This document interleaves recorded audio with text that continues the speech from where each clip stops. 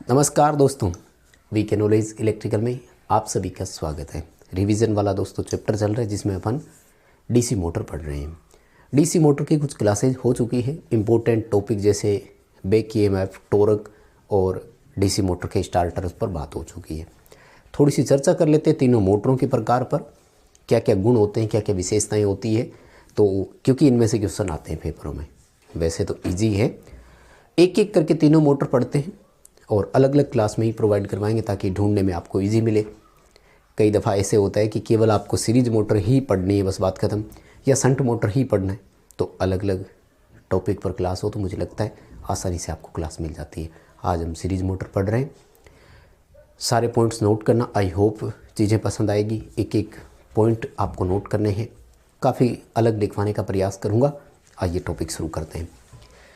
Topic का नाम है डीसी सीरीज मोटर। ठीक है, सॉरी पेन का साइज इतना बड़ा कैसे कर दिया रे आज। देखो टॉपिक का नाम है, अब ज़्यादा पतला हो गया, सॉरी डीसी सीरीज मोटर। ठीक है, हिंदी में इसे श्रेणी मोटर बोलते हैं और कई पॉइंट इसके बारे में नोट करने वाले हैं, हमें ध्यान से देखेंगे। देखो सबसे पहले तो एक हल्का सा डायग्राम इसका बना देता हूँ जिससे हम इसकी बेसिक कंसेप्ट समझते हैं, फिर लिखने वाले जो इम्पोर्टेंट पॉइंट है वो मैं आपको लिखवा दूंगा। आ जाइए, सबसे पहले देखो इसमें अपन बना लेते हैं, एक आर्मेचर होता है। ठीक है, और आर्मेचर को यहीं बना लेते हैं। ठीक है, इस आर्मेचर के पास यहाँ दोनों ओर कम्यूटेटर लगे होते हैं और इसी के श्रेणी क्रम में फील्ड वाइंडिंग होती है। फील्ड वाइंडिंग मोटे तार कम टर्न की होती है, ये भी आप सबको पता है, ध्यान भी रखना है, नहीं पता हो तब भी। यहाँ पर हम मोटर को सप्लाई वोल्टेज देते हैं और वो डीसी वोल्टेज कहलाता है। मोटर में यहाँ से करंट जाती है और इस करंट को लोड करंट बोलते हैं। अब मान लीजिए कि हम इसे आर्मेचर ना मानते हुए एक रेजिस्टेंस मान लेते और इसको हम वाइंडिंग ना मानते हुए भी एक रेजिस्टेंस मान लेते, तो हमें ऐसा स्पष्ट नज़र आ रहा है कि डीसी सप्लाई पर दो रेजिस्टेंस श्रेणी क्रम में जुड़े हुए हैं। हमें इतना पता है कि डीसी के श्रेणी क्रम में दोनों में धाराओं का मान एक समान होता है और जितना लोड करंट का मान होता है उतना ही उनमें से चलता है। यानी अगर इस पोर्शन में मैं आर्मेचर करंट IA और इस पोर्शन में मैं फील्ड वाइंडिंग की धारा ISE अगर लिख भी दूंगा तो मुझे ये कन्फर्म है कि ये तीनों करंट जो है वो तीनों एक दूसरे के क्या है, बराबर है, क्योंकि सीरीज सर्किट है। अब देखो कई बार इसमें से सवाल पूछ लिए जाते हैं अपन से। दरअसल इस समय शंट में जब कंपैरिजन करवाएंगे तो वोल्टेज हमने यहाँ दी है, सपोज करो हमने 220 वोल्ट दी है, तो अब अपन से ये पूछ लिया जाता है कई बार कि आर्मेचर के अंदर वोल्टेज कितनी बताइए, यानी नेट वोल्टेज जो मैंने बैक ईएमएफ में आपको बताया था। सिंपल फंडा हम ये करते थे, अप्लाइड वोल्टेज में से आपको बैक ईएमएफ माइनस कर देना था, आर्मेचर की वोल्टेज आ जाती थी। या यूँ कहें कि आर्मेचर की अगर टर्मिनल्स पर बात करें तो यहाँ हमें सीरीज फील्ड की ड्रॉप को भी साथ में लेना है। बस ये फैक्ट या पॉइंट अलग है यहाँ पर, और कुछ भी नहीं है। एक फॉर्मूले के तौर पर मैं आपको लिखवा दूंगा।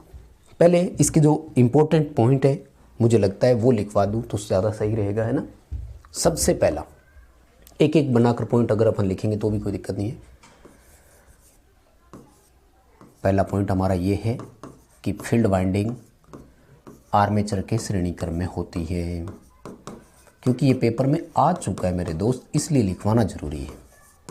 ठीक है, डीसी सीरीज मोटर में फील्ड वाइंडिंग आर्मेचर के साथ कैसे जुड़ी होती है, ऐसा पेपरों में पूछा जा चुका है। बता देंगे ना सभी बच्चे आराम से। सेकंड पॉइंट आता है कि फील्ड वाइंडिंग की कंस्ट्रक्शन कैसी है। हालांकि आप में से बहुत सारे बच्चों को ये पता भी है, लेकिन लिखना तो जरूरी है। फील्ड वाइंडिंग मोटे तार कम टर्न की होती है। ठीक है, ये पॉइंट बहुत ही इंपॉर्टेंट है, ध्यान से सुनिएगा। फील्ड वाइंडिंग के जो टर्मिनल होते हैं उनकी मार्किंग कैसे होती है, कई बार ये पूछ लेते हैं, पर ज़्यादा सोचने की ज़रूरत नहीं है। D1 D2 नाम से इसके टर्मिनल होते हैं। बात आती है कि फील्ड वाइंडिंग को मोटे तार कम टर्न का क्यों बनाया, तो कहते हैं कि भार धारा इसमें से गुजरेगी, है ना। मैं पॉइंट आएगा तो और लिखवा दूंगा। मान लीजिए कि मोटर का लोड के अकॉर्डिंग करंट होता है, जैसे जैसे लोड बढ़ेगा करंट बढ़ता जाएगा। अगर फील्ड वाइंडिंग को हम बहुत हेवी रेजिस्टेंस वाली बना देते तो वो लोड के लिए करंट का सर्किट पूरा ही नहीं होने देती। इसलिए हमने ऐसा इसका रेजिस्टेंस रखा कि लोड करंट अगर मैक्सिमम हो तब भी वाइंडिंग उसको रेजिस्टेंस ना करे, मतलब उसका विरोध ना करे, क्योंकि हम जानते हैं ना कि श्रेणी क्रम में संयुक्त प्रतिरोध धारा का विरोध करता है। तो ये पॉइंट हमारे यहाँ आ जाता है, यानी भार धारा वहन कर सके, ठीक है, कर सकने योग्य फील्ड वाइंडिंग बनती है। ठीक है, यानी फील्ड वाइंडिंग ऐसी होनी चाहिए जो संपूर्ण लोड करंट को सहन कर सके, अपने में से प्रवाहित होने दे सके, इस तरह से होना चाहिए। पॉइंट या फैक्ट क्या क्या आते हैं ध्यान से सुनना। आर्मेचर करंट, लोड करंट और सीरीज फील्ड करंट तीनों बराबर होती है, ये सबसे इंपॉर्टेंट पॉइंट है यहाँ का। अब हमसे पूछ लिया जाता है कई बार कि लोड करंट या आर्मेचर करंट की गणना फिर करेंगे कैसे। दो ऑप्शन है अपने पास। एक तरीका तो है कि I बराबर P/V से कर देना। कई बार यूँ बोल देते हैं कि 2 किलोवाट की डीसी मोटर 220 वोल्ट आपूर्ति पर कितनी धारा रहेगी ये बताइए, तो ये तरीका सही है। या फिर दूसरा ऑप्शन अगर देखें आप आर्मेचर करंट के लिए, तो वो फिर फॉर्मूला अपना जो है वो बैक ईएमएफ से माइनस करने के बाद बदल जाएगा। वो मैं आपको वोल्टेज के साथ लिखवा देता हूँ, ठीक है ना। हाँ, बहुत सारे फॉर्मूले इसमें बनते हैं, आप कितने फॉर्मूले अलग अलग तरीके से लिख सकते हैं। पहला पॉइंट ये देखो कि इस मोटर में जो हम वोल्टेज देते हैं वो कहाँ कहाँ से मिलती हुई हमारे पास जाती है। यानी यहाँ अगर मैं 220 वोल्ट का एग्जाम्पल लेकर चलता हूँ तो इसमें क्या क्या चीज़ें फेस होती है, सुनिएगा ध्यान से। एक बैक ईएमएफ आएगा, यानी जो विरोधी विद्युत वाहक बल है वो होगा, प्लस आर्मेचर में ड्रॉप होगी वो, प्लस सीरीज फील्ड वाइंडिंग पर ड्रॉप होगी वो। यानी कुल मिलाकर के जो हमने वोल्टेज दिया है उसमें बैक ईएमएफ भी है, आर्मेचर का वोल्टेज ड्रॉप भी है, सीरीज फील्ड का वोल्टेज ड्रॉप भी है। एग्जाम्पल के तौर पर अगर शंट मोटर का यहाँ हम मान लीजिए कि कंपैरिजन करते, तो बैक ईएमएफ और आर्मेचर वोल्टेज ड्रॉप केवल दो ही चीज़ें हमारे सामने होती। तो यहाँ पर ये इतना सा फ़र्क है ना। अब देखो दिल्ली मेट्रो में 2020 में मेंटेनर का एग्ज़ाम हुआ था, उस समय 4 शिफ्ट में पेपर हुए थे। तो एक शिफ्ट में उन्होंने एक क्वेश्चन पूछा, खैर मैं आपको एक एक करके सारे लिखवा रहा हूँ, फिर आगे के पॉइंट भी और लिखूँगा। उन्होंने वहाँ सवाल पूछा था कि आर्मेचर के टर्मिनल्स पर वोल्टेज बताओ कितनी है। बैक ईएमएफ अलग होता है और आर्मेचर के टर्मिनल की बात, लेकिन फिर भी चलो मान लीजिए कि डीसी सीरीज मोटर में आपसे बैक ईएमएफ पूछ लेते, तब आपको क्या क्या करना है। बैक ईएमएफ तो एक तरह से आर्मेचर के अंदर प्रेरित ईएमएफ कहलाएगा ना। तो क्या करना था आपको, सबसे पहले इस दी गई वोल्टेज में से ड्रॉप घटाना है। किसका, फील्ड वाइंडिंग का ड्रॉप घटा दीजिए। अभी ये वोल्टेज कहाँ है, अभी ये वोल्टेज आर्मेचर के टर्मिनल्स पर है, मतलब जाने वाली है। इसमें से आर्मेचर का ड्रॉप और माइनस कर दीजिए IA इंटू RA से। ये दोनों ड्रॉप बचने के बाद में अब जो वोल्टेज है वो आर्मेचर के अंदर गई हुई है, ये बैक ईएमएफ है। याद रह जाएगा सबको।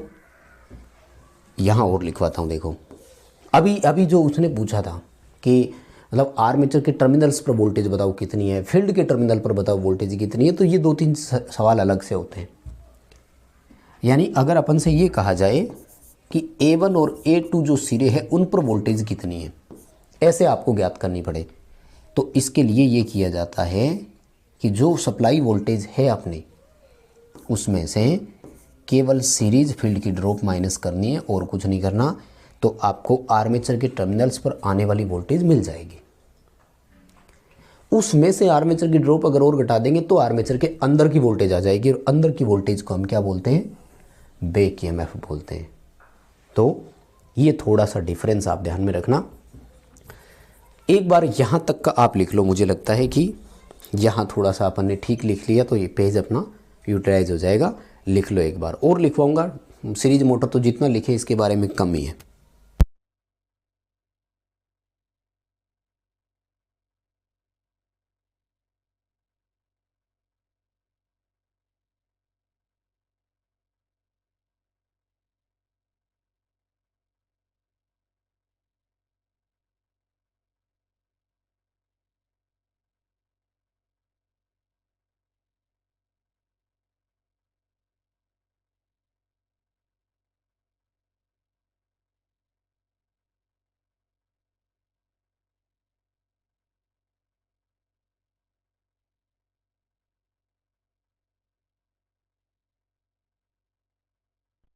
चलो कोई बात नहीं, यहाँ तक एक बार आप वीडियो को रोक कर लिख लेना है ना। हाँ, रोकिए वीडियो को और फिर लिखिएगा। आगे बढ़ते हैं। देखो पॉइंट और भी बहुत सारे हैं अपने पास, जितने पॉइंट लिखे कम है। कुछ अलग अलग मोटर की विशेषताएं होती है, फिर उसी पर आ जाते हैं अपन, है ना। इस मोटर की विशेषताएं क्या है, अभिलक्षण बोलते हैं। सबसे इम्पोर्टेंट पॉइंट लिखवा रहा हूँ आज का, ध्यान रखना। पूछा जाएगा एक डीसी सीरीज मोटर के अभिलक्षण, इंग्लिश में करैक्टरिस्टिक बोलते हैं, साधारण भाषा में अपन कर्व बोल सकते हैं, यानी ग्राफ कौन सा किन के बीच में बनते हैं। कोई भी डीसी मोटर हो, 3 ग्राफ आपको कम से कम उसके बारे में ध्यान रखने हैं। कौन कौन से 3 ग्राफ है? सबसे पहला जो ग्राफ हम बनाते हैं, नंबर 1, उस ग्राफ का नाम है टॉर्क वर्सेस आर्मेचर करंट। मैं थोड़ा सा प्रतीकात्मक रूप से लिख रहा हूँ, प्लीज़ आप इसे पूरा लिखिएगा। और ये टॉर्क कौन सा लेते हैं वो भी मैं बताऊँ। अभी अपने क्लास में पढ़ा 3 तरह के टॉर्क थे, तो ये वास्तव में आर्मेचर टॉर्क होता है। यानी हम armature torque versus armature current के बीच में देख रहे हैं, पेपर में पूछा जा सकता है। इसका एक इम्पोर्टेंट पॉइंट आपको पहले लिखवाता हूँ, ध्यान से समझना, कि इसे विद्युतीय अभिलक्षण कहा जाता है। यूपीपीसीएल में वर्ष 2021 में एग्ज़ाम हुए थे, क्वेश्चन पूछा था उन्होंने कि डीसी मोटर का निम्न में से कौन इलेक्ट्रिकल करैक्टरिस्टिक है, यानी विद्युतीय अभिलक्षण कौन है जो विद्युतीय व्यवस्थाओं को देखता है। यानी यहाँ पर ये देखा जाता है कि आर्मेचर ने कितनी करंट लिया, उस दौरान कितना उसने टॉर्क बनाया, ये उनके बीच में होता है। ग्राफ समझाऊंगा बाद में, पहले कुछ एक पॉइंट लिखवाता हूँ आपको, ध्यान से सुनिएगा।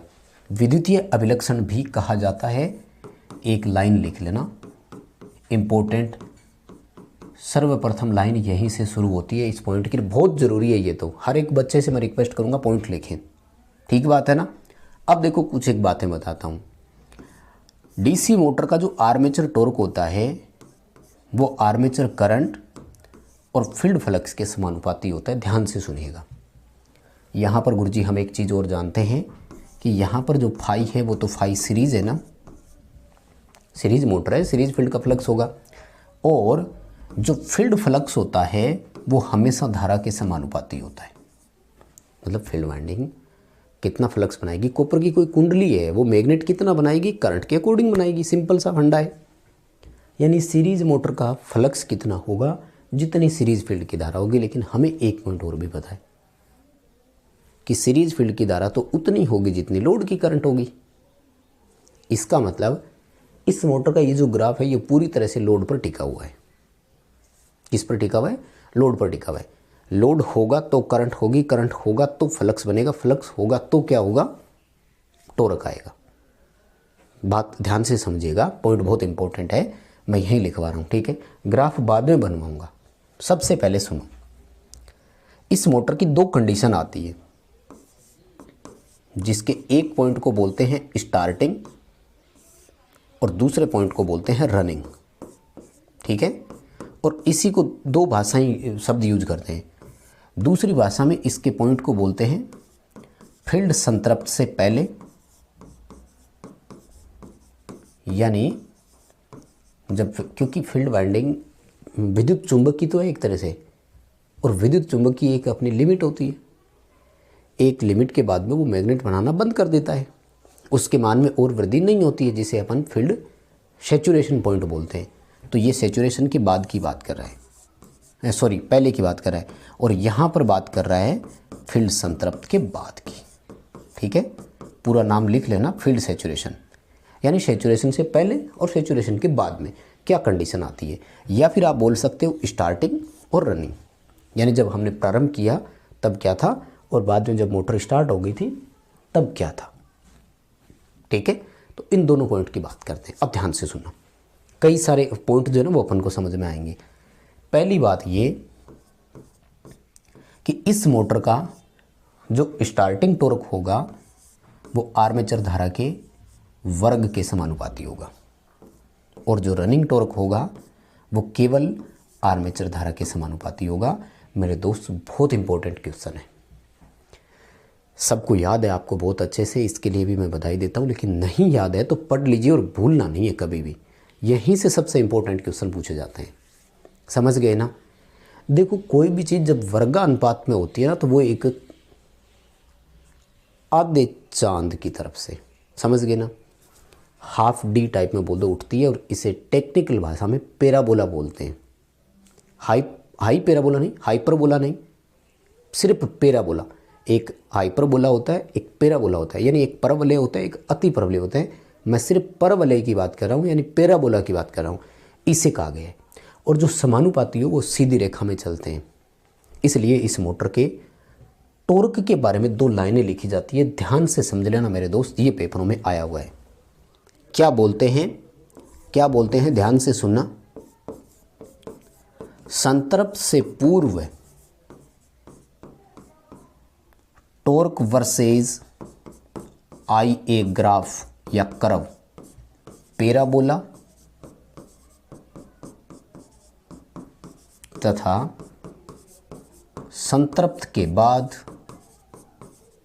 सॉरी थोड़ा सा सिंपल लिखा, संतृप्त के बाद सीधी रेखा में होता है। सीधी रेखा को इंग्लिश में स्ट्रेट लाइन लिखते हैं, ठीक है। बहुत ही इंपॉर्टेंट है, पेपर में सवाल आ चुका है। एक डीसी सीरीज मोटर का टॉर्क आर्मेचर धारा कर्व की आकृति कैसी होती है। तो सैचुरेशन से पहले पैराबोला, इंग्लिश में बोलते हैं पैराबोला, हिंदी में बोलते हैं परवलय, और सैचुरेशन के बाद सीधी रेखा। इनको हो सके तो अलग पेन से लिख लेना या हाईलाइट कर लेना। सीधी रेखा को इंग्लिश में बोलते हैं स्ट्रेट लाइन। समझ गए, दोनों बातें कंप्लीट हो गई। क्यों हो गया, कैसे हो गया, अब मैं इनको डिटेल से बताता हूँ कि ये ऐसा क्यों हुआ और बाद में ऐसा क्यों रह गया, ठीक है। मुझे लग रहा है 2 लाइनें कंप्लीट थी, वो तो मैंने लिखवा दिया आपको। अभी कुछ और पॉइंट है, इसी नंबर 1 के ही कुछ और पॉइंट है, लेकिन मैं चाहूँगा कि आप एक बार ये 4 लाइनें लिख लो प्लीज़।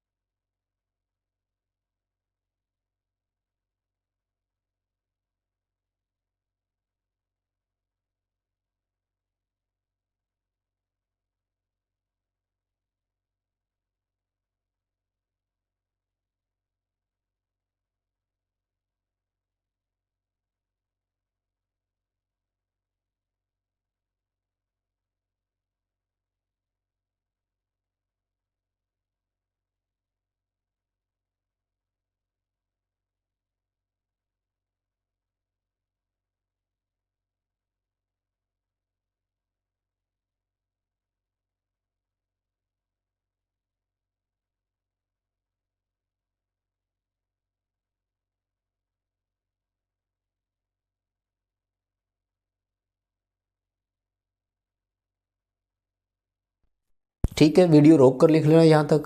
आगे चलूँ, पेज हटा लेता हूँ। टॉपिक कंप्लीट नहीं हुआ है, अभी ग्राफ बनाकर समझेंगे, ठीक है ना। वही चल रहा है पॉइंट आपका। आ जाओ, पहले यहाँ हल्का सा ग्राफ बना देते हैं। देखो इतनी दूर से दिखाई दे रहा है, तो यहीं बनाएंगे, ठीक है। मान लीजिए कि ये तो है हमारी आर्मेचर की करंट, और ये समझ लीजिए कि हमारा टॉर्क है। लेकिन देखो आर्मेचर करंट तो तभी आएगी ना जब लोड हो। मान लिया कि प्रारंभ में लोड नहीं है, तो मोटर का टॉर्क भी नहीं है। लेकिन स्टार्टिंग पर अगर लोड कम है, क्योंकि लोड तो धीरे धीरे बढ़ते हैं ना, अचानक तो लोड नहीं बढ़ता है, तो फिर इसका टॉर्क भी जो है वो धीरे धीरे बढ़ता है, ठीक है। लेकिन जैसे ही लोड करंट और बढ़ने लग जाती है, तो उसके बाद जो है वो कर्व एक सीधी रेखा में हो जाता है। तो मान लीजिए मैं इसको ए और बी नाम दे देता हूँ। तो ओ से लेकर ए तक की जो आकृति है इसे बोलते हैं पैराबोला, और ए से लेकर बी तक की जो आकृति है इसे बोलते हैं स्ट्रेट लाइन, यानी सीधी रेखा। वॉल्यूम का मैं क्या थोड़ा चेक कर लेता हूँ यार, कई बार डिस्टर्बेंस ही आ गई थी, तो याद रह जाएगा सबको। फिर भी मैं आपको इसका पूरा पॉइंट लिखवा रहा हूँ, ध्यान से समझना। ओ ए जो आकृति है वो क्या है, पैराबोला है, और ए बी जो ग्राफ है हमारा वो स्ट्रेट लाइन, ठीक है। RAIGHT, स्ट्रेट लाइन, यानी एक सीधी रेखा के रूप में। यहाँ तक बात कंप्लीट हो गई। अब देखो कि गुरुजी ये स्टार्टिंग में ऐसा हुआ क्यों, तो मैं आपको बताता हूँ। देखो हमें पता है कि टॉर्क जो है वो आर्मेचर करंट और फील्ड फ्लक्स दोनों के समानुपाती है। लेकिन जैसा कि मैंने आपको लिखवाया कि टॉर्क तो उतना ही बनता है, सॉरी फ्लक्स तो उतना ही बनता है जितनी उसमें से धारा हो, यानी सीरीज फील्ड का फ्लक्स सीरीज फील्ड की धारा के बराबर होगा। लेकिन यहाँ पर एक बात हमें और पता है कि सीरीज फील्ड वाइंडिंग की धारा उतनी होगी जितनी आर्मेचर की है, जितनी लोड की करंट है, यानी कुल मिलाकर बात एक ही हो गई। जब दोनों को समान अनुपात में रख लिया तो ये देखो स्क्वायर हुआ कि नहीं उसी संख्या का। मान लो ये 16 एम्पियर है, ये भी 16 है, तो 16 इंटू 16 यानी 16 की स्क्वायर। ये 10 एम्पियर है तो 10 इंटू 10 यानी 10 की स्क्वायर। तो बात समझ में आ गई। ये था संतृप्त होने से पहले। लेकिन अब जैसे ही हम बात करें सैचुरेशन की, तो सैचुरेशन के बाद देखो आर्मेचर धारा में वृद्धि से, सीरीज फील्ड की धारा में वृद्धि से फ्लक्स के मान में कोई वृद्धि नहीं हुई, क्योंकि वो सैचुरेट हो गया। सैचुरेट हो गया तो टॉर्क को केवल ये एक ही कारक प्रभावित कर रहा है, इस कारक से टॉर्क में वृद्धि हुई नहीं, क्योंकि ये तो जितना था उतना ही कांस्टेंट हो गया। अब टॉर्क जो है वो केवल किससे बदल रहा है? केवल और केवल आर्मेचर करंट से बदल रहा है। बताओ बात समझ में आई क्या? फील्ड पोल संतृप्त होने से पहले और फील्ड पोल संतृप्त होने के बाद, ठीक है। फाई ऐसी स्थिर हो गया कब? संतृप्त होने के बाद। तो फिर टॉर्क जो है वो केवल आर्मेचर धारा के समानुपाती रह गया। ये हमारे 2 पॉइंट है। बताओ यहाँ से बात समझ में आ गई क्या? अब देखो कारण क्या है। यही वाला जो फैक्ट है ना, वो एक कारण के रूप में लिया गया है और ये लिखा जाता है कि सीरीज मोटर का सर्वाधिक स्टार्टिंग टॉर्क होता है। पेपरों में क्वेश्चन आ सकता है, ध्यान रखना, ठीक है। किस मोटर का स्टार्टिंग टॉर्क सर्वाधिक होता है, ये पेपरों में क्वेश्चन आ सकता है। तो मैक्सिमम टॉर्क सीरीज मोटर का होता है, ये कर देना है। बात समझ में आ गई? क्योंकि और कोई भी मोटर ऐसे नहीं है जिसका टॉर्क आर्मेचर धारा के वर्ग के समानुपाती हो, एकमात्र यही सीरीज मोटर है। तो सुनो, सीरीज मोटर का स्टार्टिंग टॉर्क मैक्सिमम होता है। याद रह जाएगा ना सबको? कितना होता है? लगभग निर्धारित मान का, कितना? निर्धारित मान का ये लगभग कुछ जगह तो 5 गुना लिखा हुआ है, लेकिन अगर मैं एज पर निम्मी बात करूं तो 2.25 गुना होता है।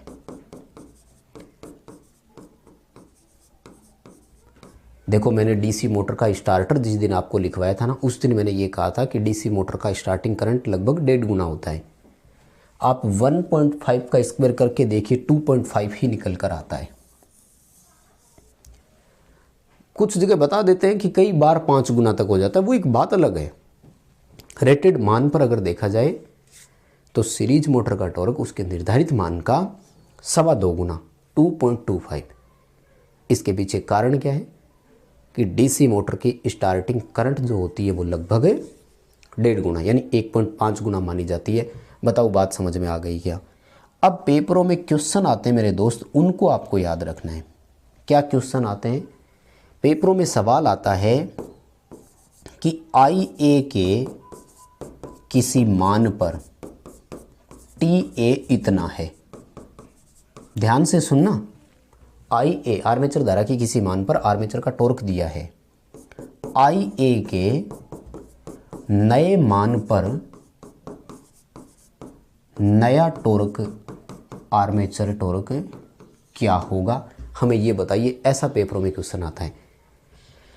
उसने इस पूरे सवाल में कहीं भी फील्ड पोल सैचुरेशन से पहले या फील्ड संतृप्त के बाद की कोई लाइन नहीं लिखी। ऐसा क्वेश्चन आपके पेपर में जब भी आ जाए तो आपको हमेशा सैचुरेशन वाला नियम लागू करना है। ये ध्यान रखना। क्या ध्यान रखना है कि आपको आर्मेचर धारा के वर्गानुपात वाला ही फॉर्मूला अप्लाई करते हुए उत्तर लिखना है। मैं इसके न्यूमेरिकल करवाऊंगा, तब आपको एग्जाम्पल के तहत और समझा दूंगा। इंपॉर्टेंट बातें दोबारा सुन लो। पहले पैराबोला, बाद में स्ट्रेट लाइन। कैसे आया मैंने लिखवा दिया। सीरीज मोटर का टॉर्क मैक्सिमम होता है, निर्धारित मान का लगभग 2.25 गुना होता है। बताओ यहाँ तक बात समझ में आई क्या? फटाफट से दोनों पेज नोट करो। दोनों पेज मतलब ये वाला पेज और लिखो।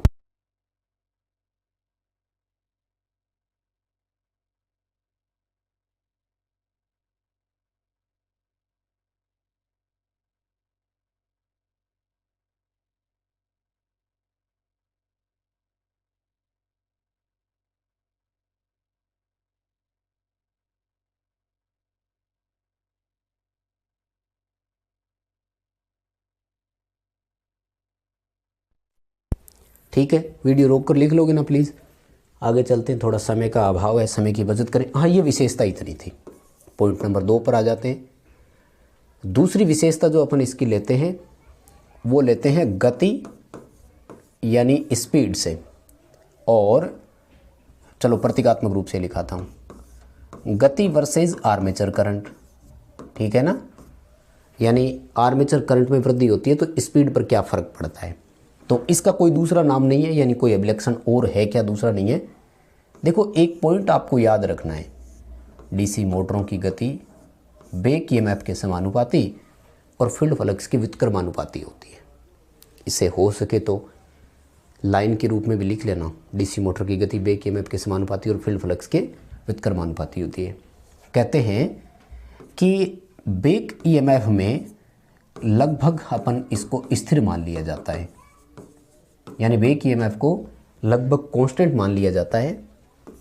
अतः जो गति है वो केवल फील्ड फ्लक्स के आधार पर या के अनुसार बदलती है या परिवर्तित होती है, थ्योरेटिकल ये मान लिया जाता है। समझ गई।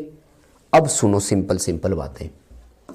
हम सबको पता है, अभी लिखा है थोड़ी देर पहले, स्टार्टिंग के समय IA का मान कम है कि नहीं है, क्योंकि लोड तो है ही नहीं। IA कम होने से ISE भी तो कम होगा ना, अतः फाई कम तथा गति उच्च होगी। मुझे पता है आप में से बहुत सारे बच्चों को ये पता है कि डीसी सीरीज मोटर की गति भार के व्युत्क्रमानुपाती होती है, भार के आधार पर बदलती रहती है। वो सारी चीज़ें मैं भी लिखवाऊंगा, लेकिन कैसे आई मैं आपको कारण लिखवा रहा हूँ, सुनो ध्यान से।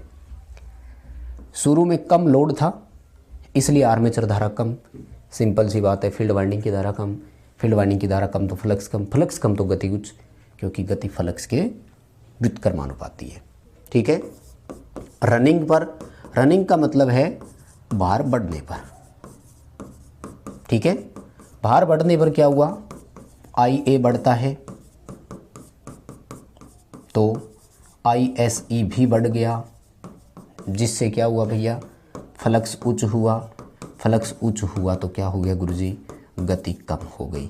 बताओ बात समझ में आ गई क्या। ग्राफ बनवाऊंगा लेकिन पहले पॉइंट जो है वो लिखवा रहा हूँ, इसलिए लिखते चलो। और क्या लिखेंगे इसमें, अब जो इम्पोर्टेंट पॉइंट है 2-3 वो लिखवा देता हूँ। कई बार पूछ लिया जाता है कि डीसी सीरीज मोटर की गति कैसी होती है, तो आपको उत्तर देना है भार के आधार पर वेरिएबल, यानी भार के आधार पर परिवर्तित गति। कैसे बदलती है मेरे दोस्त, तो अभी ऊपर लाइन पे लिखवाया है मैंने, उच्च भार पर निम्न गति तथा निम्न भार पर उच्च गति, है ना। इसका मतलब क्या हुआ गुरुजी, इसका मतलब ये हुआ कि अगर भार शून्य है तो गति अनंत होगी, है कि नहीं। लेकिन मैं आपको बहुत दिनों से एक पॉइंट लिखवाता आ रहा हूं। क्या पॉइंट लिखवा रहा हूं गुरुजी, कि अनंत गति के कारण, क्या लिखवाया मैंने आपको, कि अनंत गति के कारण आर्मेचर पर सेंट्रीफ्यूगल फोर्स लगता है, जिसे हिंदी में अपकेंद्रीय बल बोलते हैं। ध्यान से सुनना, मैं बाद में भी लिखवाऊंगा, लिखने का मौका दूंगा पिछले पेज के लिए। अनंत गति के कारण आर्मेचर पर अपकेंद्रीय बल लगता है, जिससे आर्मेचर निकल कर बाहर आ सकता है। बताओ, सब कुछ तोड़ ही दिया ना इसने, तो निकल कर बाहर आ सकता है। अतः सीरीज मोटर को कभी भी बिना भार के, ध्यान से सुनना है ना, बिना भार के नहीं चलाना चाहिए। बताओ बात समझ में आई क्या, कोई प्रॉब्लम यहाँ तक गुरुजी नहीं। सेंट्रीफ्यूगल फोर्स में सिंगल फेज इंडक्शन मोटर में सेंट्रीफ्यूगल स्विच का आपने नाम सुना है ना, वो यही वाले सिद्धांत के आधार पर काम करता है। कोई बात नहीं, पॉइंट दोबारा सुनो। अगर बिना भार के चलाएंगे तो स्पीड इतनी तेज होगी, गति के कारण वाहनों के जो टायर होते हैं ना, इनके अगर आप नट नहीं टाइट करके रखें ना, निकल कर बाहर आ जाएगा। मोटरों में जो शाफ्ट होती है ना, उसके आगे कपलिंग लगती है, अगर कपलिंग को आप टाइट नहीं करेंगे ना, तो मोटर चलते ही उसको फेंक देगा, लोड को कहाँ से चलाओगे। अब सीरीज मोटर की एक प्रॉब्लम होती है। क्या प्रॉब्लम होती है कि मान लीजिए हमने सीरीज मोटर पर बेल्ट के माध्यम से कोई लोड लगा रखा है, जैसे आटा चक्की होती है ना, सीरीज मोटर नहीं होती है उसमें, लेकिन एग्जांपल दे रहा हूँ। मोटर की पुली पर बेल्ट ही तो लगी होती है, बाई चांस बेल्ट टूट गया तो चलते चलते अचानक नो लोड हो गया ना, आर्मेचर तो अब काम तमाम कर देगा। इसलिए कहते हैं कि अगर बेल्ट चालित लोड है तो मोटर को या मोटर की स्पीड गियर कंट्रोल होना चाहिए। ठीक है, यानी मोटर में गियर लगना चाहिए ताकि इससे ऊपर गति जाए ही नहीं। जैसे मोटरसाइकिल में, गाड़ियों में होती है, आपको दूसरा गियर, तीसरा गियर, चौथा गियर डालना ही पड़ेगा तो स्पीड जो है वो एक्सेलरेट होगी। अदरवाइज आप जो है वो एक्सीलेटर कितना भी दबाइए, स्पीड एक्सेलरेशन नहीं आएगा अगर गियर चेंज नहीं कर दें। तो सीरीज मोटर में भी यही होता है। आपने 3 नंबर गियर लगा दिया, बेल्ट से चल रहा है, बेल्ट अचानक बढ़ भी गया तो स्पीड अनंत नहीं जाएगी। तो ये एक बैकअप सेफ्टी के तौर पर लेकर चल रहे हैं, याद रह जाएगा ना। अब सेम ये क्वेश्चन पेपरों में पूछ लिया जाता है कि सीरीज मोटर का गति अभिलक्षण किसके समान है, तो ये यूनिवर्सल मोटर के समान है। देखो पेपरों में पूछा जाता है इसलिए लिखवाना जरूरी है। तो गति अभिलक्षण यूनिवर्सल मोटर के समान होता है। ये पेपरों में आया हुआ है इसलिए मैं लिखवा रहा हूं। अब आप है ना यहां से इस पेज से लिख लो एक बार, गति वर्सेज आर्मेचर धारा की बात कर रहे हैं। ठीक है, प्रारंभ में फ्लक्स कम होगा, गति उच्च होगी, और बाद में फ्लक्स बढ़ेगा तो गति घट जाएगी। ठीक है, भार के आधार पर इसकी गति परिवर्तित होती है, उच्च भार पर निम्न, निम्न भार पर उच्च, इसका मतलब शून्य भार पर तो अनंत हो जाएगी। तो प्लीज़ यहाँ वीडियो को रोकिए और फिर लिखिए क्योंकि समय का थोड़ा अभाव है। अब आ जाइए सेकंड वाला, ये गुरुजी इसका ग्राफ बनवा दो। ये लो बनवा देता हूँ, छोटा ही बनवाऊँगा। मान लीजिए लोड करंट या आर्मेचर करंट, बात एक ही है, यहाँ बना लेते हैं और यहाँ ले लेते हैं गति। तो इसकी गति यूँ होती है घटते क्रम में। ठीक है, अच्छा हाँ, एक पॉइंट और रह गया, क्या गुरुजी प्रैक्टिकली अनंत हो भी सकता है क्या? नहीं, प्रैक्टिकली अनंत नहीं होता है। तो इसी में आपको एक लाइन और लिखवा रहा हूँ। क्या लिखना है? नो लोड पर गति यांत्रिक हानियों से नियंत्रित, नियंत्रित या वहन, यूं लिख देना। यानी नो लोड पर मोटर की स्पीड इतनी होगी कि जो मैकेनिकल लॉस है वो उसको कंट्रोल कर लेंगे। घर्षण और वायु हानि है ना, वो उसको सीमित कर देगी। वेरी हाई हो सकती है लेकिन इनफाइनाइट कभी नहीं होगी। पॉइंट याद रह जाएंगे ना। ये तो इतने से थे इसके। अब आ जाते हैं गुरुजी तीसरी व्यवस्था अभिलक्षण पर। तो तीसरा अभिलक्षण ऊपर वाले दोनों का मिलान ही है, टॉर्क वर्सेज गति। तो देखो दोनों ही मैकेनिकल है, इसलिए इसे मैकेनिकल कैरेक्टरिस्टिक यानी यांत्रिक अभिलक्षण भी कहा जाता है। लिख देंगे ना, उपरोक्त दोनों ग्राफ से मिलकर आता है। कोई बात नहीं, समझ जाएंगे आप। अब 2-3 चीजें मैंने आपको लिखवाई थी, मैं यहां लिखवा रहा हूं। टॉर्क फ्लक्स के समानुपाती है और गति फ्लक्स के व्युत्क्रमानुपाती है। और 2 बातें मैंने आपको लिखवाई। एक पॉइंट मैंने आपको स्टार्टिंग के लिए लिखवाया, एक पॉइंट मैंने आपको रनिंग के लिए लिखवाया। मैंने लिखवाया कि स्टार्टिंग में फ्लक्स कम होगा और बाद में फ्लक्स जो है वो थोड़ा सा बढ़ जाता है या अधिक हो जाता है। मतलब तुलना करने की बात कर रहा हूं मैं। इसका मतलब क्या हो गया गुरुजी? इसका मतलब ये हो गया कि शुरू में फ्लक्स कम है तो टॉर्क कम और गति उच्च। भाई सिंपल सी बात है, फ्लक्स कम तो टॉर्क कम, लेकिन फ्लक्स नहीं है तो कोई उसे रोकने वाला भी नहीं है, इसलिए गति ज़्यादा।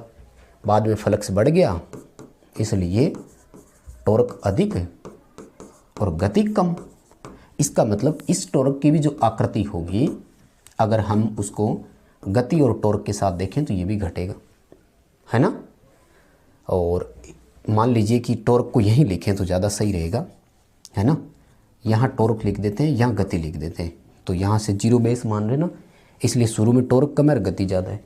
जैसे जैसे लोड बढ़ता गया तो फ्लक्स बढ़ता गया, क्योंकि धारा बढ़ी ना, धारा बढ़ी तो टॉर्क बढ़ता गया और गति घटती गई। ये इसका कुल मिलाकर ग्राफ होता है। मेन इसमें से यही आता है कि इसे मैकेनिकल कैरेक्टरिस्टिक यानी यांत्रिक अभिलक्षण भी कहा जाता है, और इसमें कुछ नहीं है, इतना सही पॉइंट है। ठीक है, फटाफट से वीडियो रोको और लिखना शुरू करो। अलग बातें क्या है गुरुजी इसकी? अलग बातें हैं, सीरीज मोटर का उपयोग कहाँ करेंगे? हाई स्टार्टिंग टॉर्क के कारण